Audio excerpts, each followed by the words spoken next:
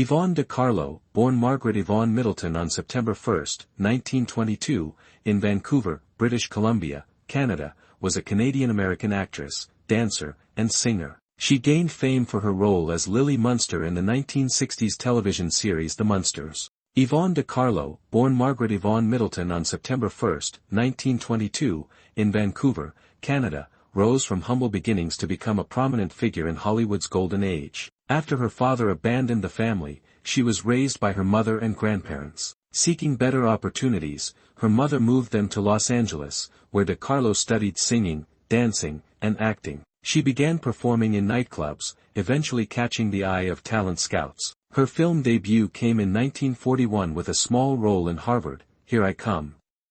And her striking looks quickly led to more prominent roles. By the mid-1940s, she had become a sought-after star in Technicolor adventure films, often playing exotic or alluring characters. Notable early films include Salome, where she danced, 1945, which was a breakout role that turned her into a household name, followed by titles like Song of Scheherazade, 1947, and Casbah, 1948. Her ability to transition from glamorous roles to dramatic parts helped sustain her career through the 1950s. She worked with acclaimed directors and actors, showcasing her range beyond her early typecasting. Though she had a thriving film career, it was her later television role as Lily Munster in The Munsters that gave her iconic status. De Carlo's early life and career reflected a blend of ambition, resilience, and talent, allowing her to carve a unique place in entertainment history long before her famed TV RO. In 1964, Yvonne De Carlo took on what would become her most iconic role, Lily Munster in the television sitcom The Munsters. The show, which aired on CBS from 1964 to 1966, was a quirky comedy about a family of benign monsters navigating everyday life in suburban America. It cleverly blended traditional family sitcom elements with horror-themed humor, and De Carlo's role as the elegant, vampire-like matriarch brought warmth and charisma to the show's gothic charm. Initially, producers had doubts about casting De Carlo, known at the time for her glamorous movie roles, in a comedic TV show, but she quickly proved to be a perfect fit, balancing the spooky aesthetic with grace and maternal charm. As Lily Munster, she was the stabilizing force in a household of oddballs, married to the lovable Frankenstein-like Herman Munster and mother to Eddie, a werewolf boy. Her chemistry with Fred Gwynne, Herman, was praised for its authenticity and comedic timing. De Carlo's participation helped elevate the show's appeal. Her established fame brought legitimacy, and her performance added emotional depth to the offbeat characters. She reprised the role in the 1966 feature film Munster,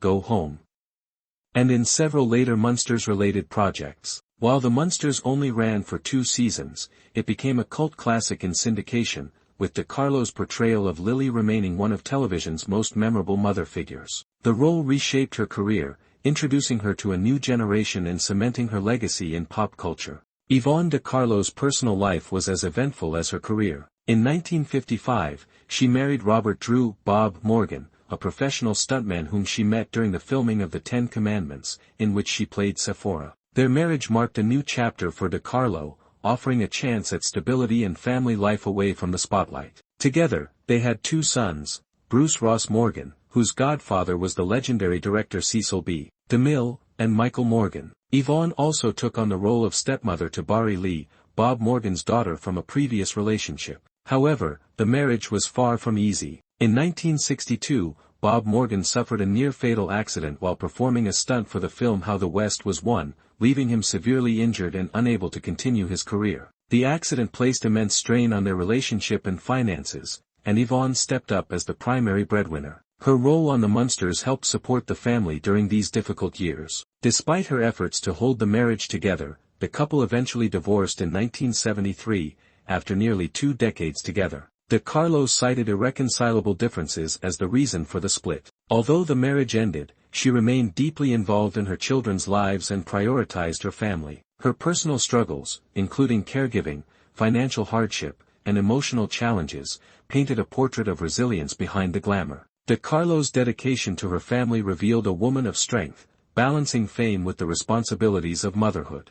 In 1950, at the height of her film career, Yvonne De Carlo purchased what she would call her dream home, an 11-room ranch house nestled on 5.5 acres of lush, hilly terrain on Coldwater Canyon Drive in Studio City, Los Angeles. The estate was more than just a glamorous retreat, it was a personal sanctuary that reflected her tastes, passions, and desire for peace away from the Hollywood limelight. De Carlo poured her heart into transforming the property. She remodeled parts of the house with a distinctly European flair, including an English-style dining room complete with ornate paneling and stained glass windows. The land was also tailored to suit her love of animals and outdoor living. She added stables to house her horses and a spacious swimming pool surrounded by gardens. The property became a serene backdrop for her family life and a private haven during her busiest acting years. Despite its splendor, De Carlo eventually sold the home in 1975, as her personal and financial circumstances changed. She moved on to more modest living arrangements in the years that followed. The home itself, however, retained its mystique and historical allure, eventually selling in 2011 for $6.25 million. Today, the house stands as a symbol of Yvonne De Carlo's golden years in Hollywood, a tangible piece of the legacy she left behind. Though no longer hers, the estate carries whispers of the actress who once called it home, a quiet reminder of her elegance and strength. In 1955, Yvonne De Carlo married Robert Drew Bob Morgan, a stuntman and actor she met while working on the set of The Ten Commandments. Their marriage seemed promising at first, offering De Carlo a sense of stability after years of working in the often unpredictable world of Hollywood. Bob Morgan was a rugged and dependable presence, and the couple soon started a family. Together, they had two sons, Bruce Ross Morgan, who was notably baptized with famed director Cecil B. DeMille as his godfather, and Michael Morgan. De Carlo also took on a maternal role for Bob's daughter from a previous relationship, Bari Lee, embracing her as part of the family. Their marriage, however, was put to the test in 1962 when Bob suffered a catastrophic accident during a film stunt for How the West Was Won. He was hit by logs while tied to a moving train and sustained severe injuries, including the loss of a leg. The aftermath of the accident brought emotional and financial strain into their household, forcing De Carlo to take on more work to support the family. Despite her commitment, the trauma and pressure proved too much. The marriage gradually deteriorated, and in 1973, De Carlo filed for divorce, citing irreconcilable differences. The split was difficult but ultimately necessary. After the divorce, De Carlo remained close to her children and continued to support them. Her devotion to family, even through personal hardships, showcased her resilience and depth beyond her screen persona. In 1950, Yvonne De Carlo purchased an 11-room ranch-style estate on Coldwater Canyon Drive in Studio City, Los Angeles. Set on 5.5 acres of wooded hills, the property became her dream home and a personal retreat from the pressures of Hollywood life. She invested significantly in its transformation,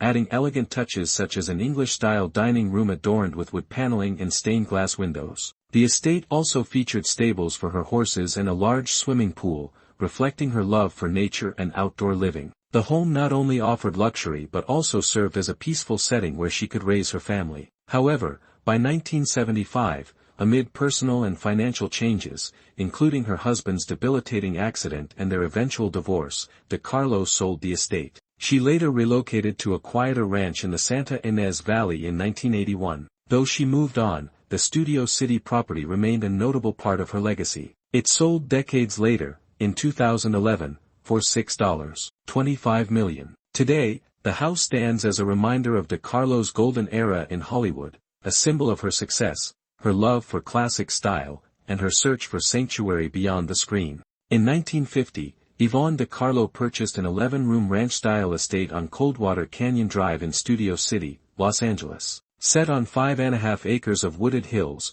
the property became her dream home and a personal retreat from the pressures of Hollywood life. She invested significantly in its transformation, adding elegant touches such as an English-style dining room adorned with wood paneling and stained glass windows. The estate also featured stables for her horses and a large swimming pool, reflecting her love for nature and outdoor living. The home not only offered luxury but also served as a peaceful setting where she could raise her family. However, by 1975, amid personal and financial changes, including her husband's debilitating accident and their eventual divorce, De Carlo sold the estate. She later relocated to a quieter ranch in the Santa Ynez Valley in 1981. Though she moved on, the Studio City property remained a notable part of her legacy. It sold decades later, in 2011, for $6.25 million. Today, the house stands as a reminder of De Carlo's golden era in Hollywood, a symbol of her success, her love for classic style, and her search for sanctuary beyond the screen.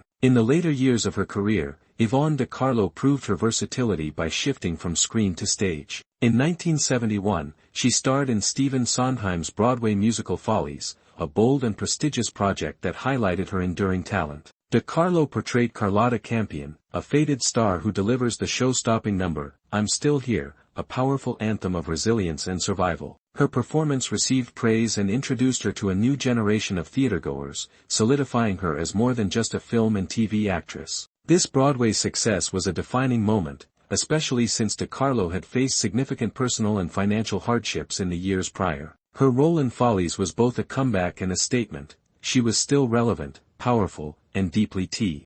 In her final years, Yvonne De Carlo lived a quieter life, away from the spotlight that had defined much of her career. In 1998, she suffered a debilitating stroke that significantly impacted her health and mobility. Following this, she moved into the Motion Picture and Television Fund retirement home in Woodland Hills, Los Angeles, a facility dedicated to supporting members of the entertainment industry in their later years. Despite her health struggles, De Carlo remained a beloved figure among fans and fellow actors. Those who knew her described her as dignified, witty, and gracious even in the face of declining health. Her years at the retirement home were marked by a sense of community, surrounded by others who had shared in the triumphs and challenges of show business. Yvonne De Carlo passed away on January 8, 2007, at the age of 84 due to heart failure. Her death marked the end of an era for fans of classic Hollywood and television, especially those who remembered her as the glamorous starlet of the 1940s and 1950s or the iconic Lily Munster.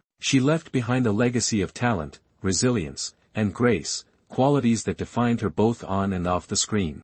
At the time of her death in 2007, Yvonne De Carlo's net worth was estimated at approximately $2.6 million. This wealth reflected a long and diverse career that spanned over 6 decades across film, television, stage, and music. Starting in the early 1940s, De Carlo became a popular leading lady in Technicolor adventure films, and by the 1950s, she had cemented her status as a Hollywood star. Her roles in classics like Salome, where she danced, and The Ten Commandments brought her critical and commercial success. Her most financially enduring role, however, was as Lily Munster on the cult television series The Munsters. The show ran for just 2 seasons but remained in syndication for decades, bringing in residuals and keeping her in the public eye. De Carlo also expanded her talents into Broadway with a notable performance in Follies, and she released a music album in the 1950s, adding to her income streams. Though she faced financial pressures, particularly after her husband's accident and their eventual divorce,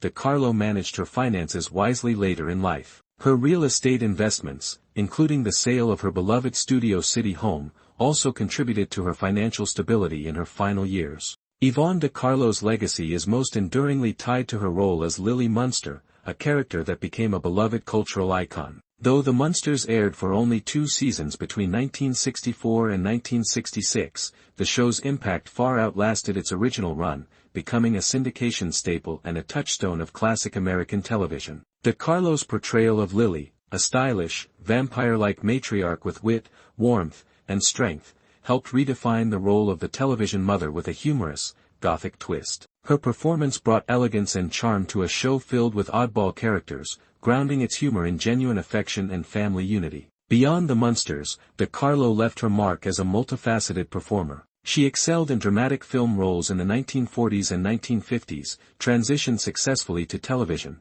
performed on Broadway in Follies, and even released a music album. Her ability to adapt across genres and mediums showcased a rare versatility. Fans remember her not only as a glamorous screen star, but also as a resilient woman who balanced fame, family, and personal trials with grace. Today, she remains a pop culture icon, celebrated at fan conventions, in reruns, and in tributes that honor her timeless contributions to entertainment.